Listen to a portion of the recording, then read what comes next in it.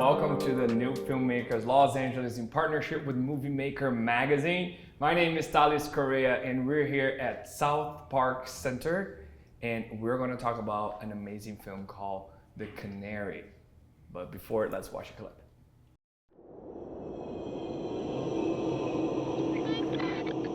We know our rights as parents. I'll pay the library fine. I'm not returning the book. I'm not against the gang. I'm not against anything. I'm against the book. Let's stop pretending this is about protecting children from books.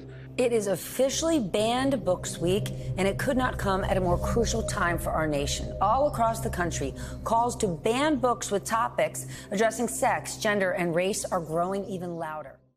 And we're here with Camilo Silva. How are you, Camilo? Great. And tell us a little bit about the film, a little bit about the synopsis. You're the director, right? Correct. Yeah. This kind of stemmed from me living in Canada, kind of on the border with basically Windsor, Canada, which is on the border with Michigan and Detroit. And while I was in the area, I started hearing about, and this has been going on for the last couple of years, particularly after the pandemic. The rise in book banning across the United States has been pretty substantial. Pre-pandemic, it was about 280 attempted book bans across the United States in different communities and schools. And historically speaking, since the first written word, people have been trying to ban books.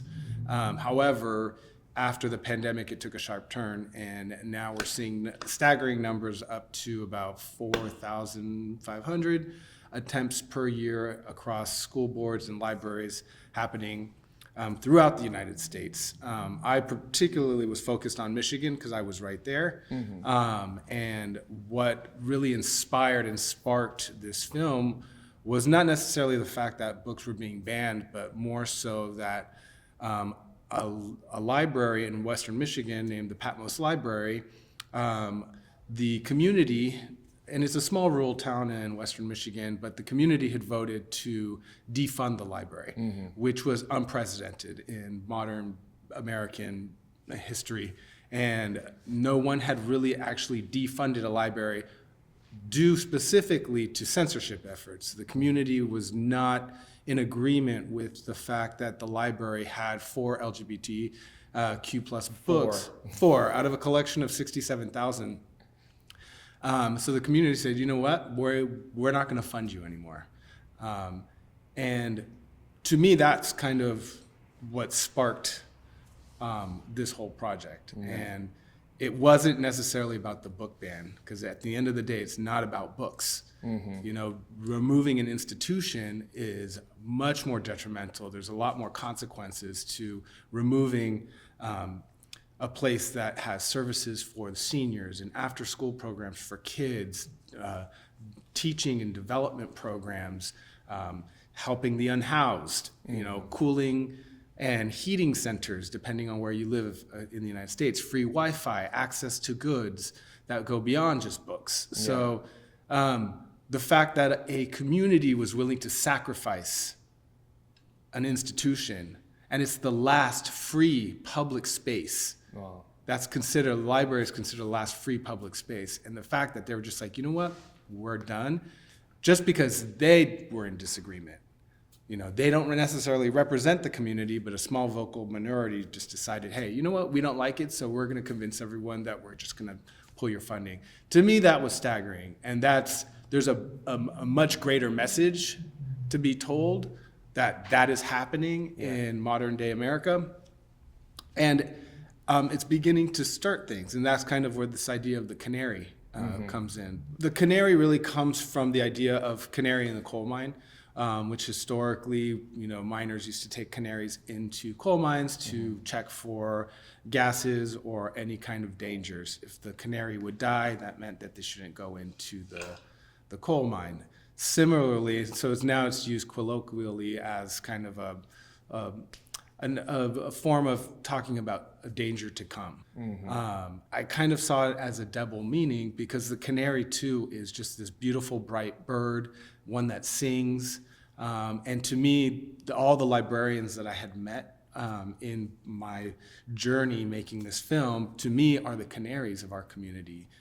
They want to share knowledge, and they're so helpful. They know so much, and they're always just trying to represent and do good in the world. And to me, so it was kind of a double meaning, the librarians being a canary, but then this also being kind of a warning for things to come. Now, fast forward, the film is done. In this political climate, I think more than ever, it's being able to tell this story is more important than ever, because this is really a story about not silencing voices, and really just trying to save any semblance of access to information and freedom and facts, instead of losing that. And unfortunately, the book banning thing continues to grow. And now I think with the political climate, it's potentially going to get worse. And, libraries are the first ones in line. What comes next? Is it going to be films, television, censorship, across the board on all sorts of levels? So I think, it's a really interesting time to have been able to explore this topic. So I'm really, at this point, we'll see what happens, but I'm excited to be able to share this story and share the voice, the untold voice that doesn't get those media headlines, or the ones that aren't really grabbing the attention. I think the book banners are the ones who are really driving the narrative and controlling the headlines, versus, the librarians who are really standing up to censorship and really fighting for our choice to read. I think it's important to tell these stories. Oh yeah, it's extremely important, especially the way you showed, and congratulations on your doing the film that way. It is beautifully done, because you see the personal lives of those people who are on the front line of book banning. Like, I've never imagined we would say this in our lifetime.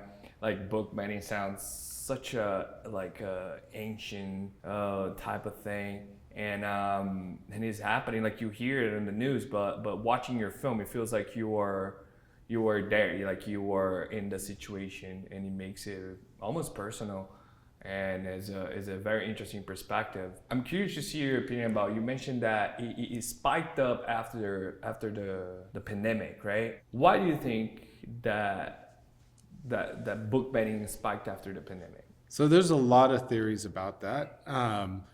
One, since people, a lot of kids were, had to do remote learning. And so at that point, parents became a little bit more involved with their kids and their education. So a lot of parents started seeing, they're reading 1984. They're reading A Handmaid's Tale.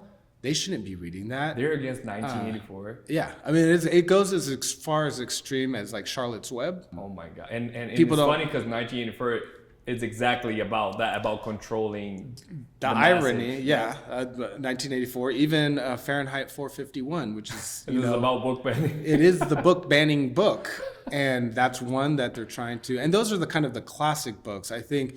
And those historically have always kind of gone, people have gone after those books. What happened after the pandemic was really a sharp rise in more, the books that are being kind of attacked are usually books by BIPOC authors, minority, and also just LGBTQ plus. And there could be a book, and I think there was a little snippet, my subject had mentioned, there was a book by a trans author that was about houseplants.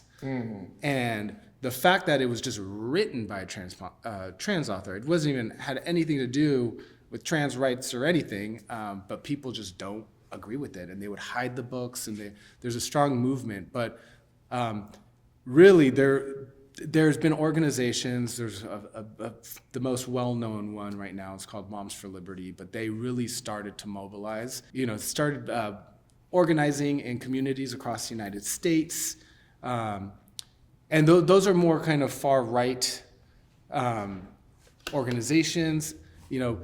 Book banning too happens a little bit on the left. I would say it's a stronger conservative push currently, but there are some liberal organizations who don't want certain books in libraries. So it can kind of go both ways. But the strong push after that was really this push from Moms for Liberty, parents being more involved in education, and then also just politically speaking, I think, right now the political climate in the United States is really an ideological divide that any kind of wedge issue that politicians can use to kind of bring up their exactly. This is part of what they call the culture wars. So, this is, abortion and healthcare and, trans rights, like all these things, these are, I don't think healthcare is the culture war, but their book banning has just become one of these divisive issues that politicians, and not even on just like a federal level, but even on a local level, we're talking about school boards and city councils, and library board meetings in small rural places. But the debate has been very, very heated. This film is just a short. Book banning is a much bigger topic.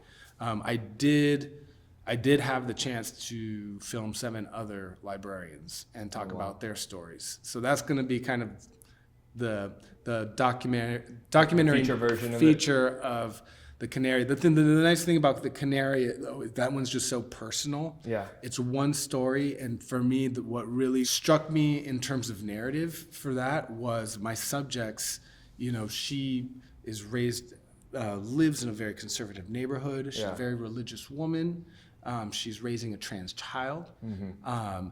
And she's also a librarian. So there's a lot of layers in terms of the dissonance, a lot of things. And I would talk to her, I said, like, how do you kind of reconcile all of these different facets being where you are? And it was really interesting because she would also talk about how religion has helped her, even though a lot of the churches have kind of shunned her and her family.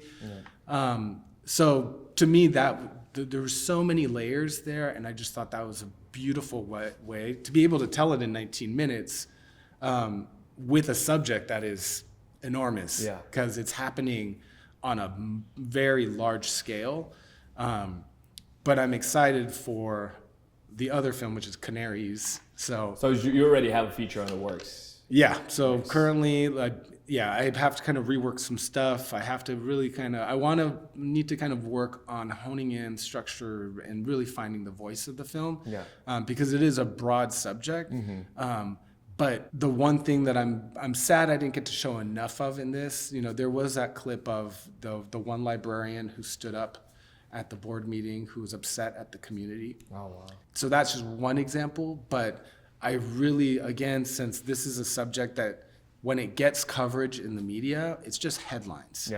People don't really understand what's happening on the ground and the vitriol and the things that are being said and the things that are happening to librarians.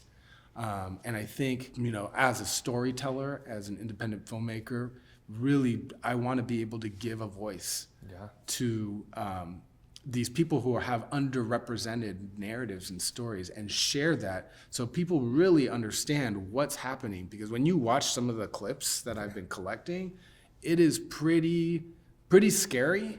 And it's pretty shameful too. Like, there's been death threats against families. There's been just really, really, really nasty, bad things happening. A lot of librarians quitting their jobs, scared to go to work. So it's an interesting time to kind of be able to explore this. But the wonderful thing about the library community is they've all kind of galvanized. They know what's happening now. I think they were caught off guard coming out of the pandemic because they're like, and they were never trained. When would you ever think that, like, I'm a librarian, why would I get attacked at all? Exactly. Exactly. And I think they were caught off guard, and none of them were trained for kind of hostile work environment. Oh my God, yeah. So now that that conversation has been changing a lot. It's even hard to match in the same sentence, like a library being a hostile environment, like a place that you have been quiet, that the resemblance of peace and calm is a hostile environment nowadays. And it seems like it's more ideology more than anything else, because nowadays with internet, like what is your goal by trying to ban books? Like people have access to information in a variety of ways. So like banning books, like what are you trying to accomplish, right? Yeah, no, that's a really interesting note, because I asked the same question. You know, in this day and age, you type anything into Google, and you can get anything, really anything, trans book. Anything. More than 4. You can really do. I mean, the thing though, and this is what I think is so wonderful about books and literature, they are powerful. They mean something, and historically, they've always meant something.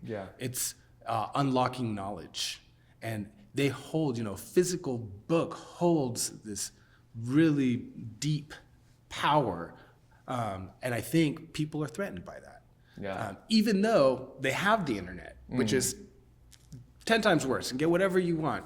But I think the idea of people learning and understanding, seeing diverse voices, reading about that, it's a very different experience than just kind of scrolling through the internet.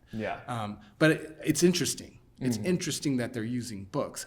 I mean, part of it too, I think, a lot of the book banners, I think they just thought librarians were kind of low-hanging fruit, and I think they thought, you know, they're easy. We're gonna win this war.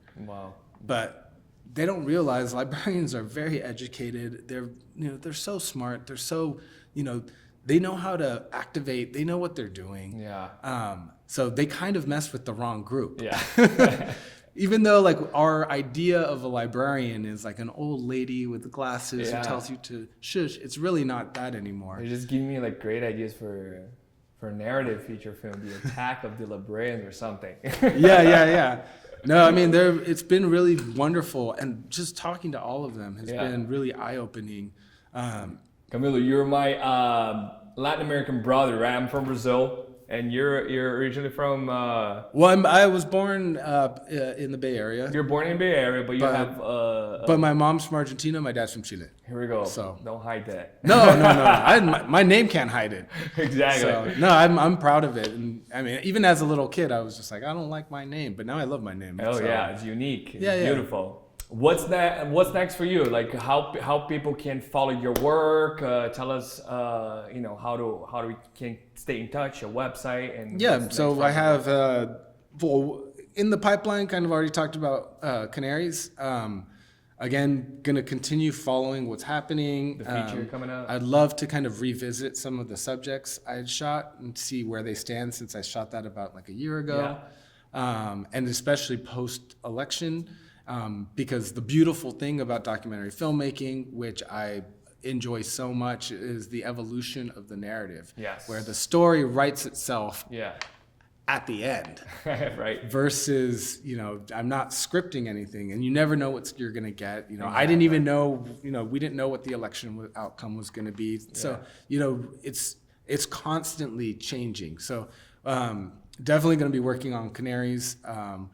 Again, I really cannot wait to just share how powerful these moments are, so people really see what's happening on the ground and really start listening. I mean, just now I was mentioning some books to you, and you're like, these books? So all of that's going to be in there, and it's going to try to dive deeper into the subject. Nice. But and we cannot wait to see what you have more in store for us. I'm excited for that. And then another project I've been working on for a very long time now. It's been just like my little baby. I'm gonna kind of go back to it. I think I have a better, as an editor, I've improved a lot, and even in terms of understanding, as a director, understanding structure and narrative and pacing. I have a clear idea of what I want, but I've been working on a documentary feature about the Ambassador Hotel in Los Angeles, Oh, wow. which was it was in Koreatown and then was torn down, but it was a historic building. It was a playground for Hollywood, among many other things.